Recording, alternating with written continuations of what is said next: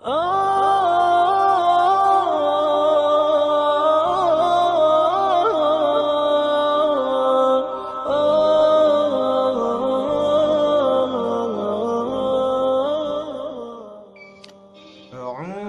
بالله من الشيطان الرجيم. بسم الله الرحمن الرحيم. قالوا إنا كنا قبل في أهلنا مشفقين فمن الله علينا ووقانا عذاب السموم.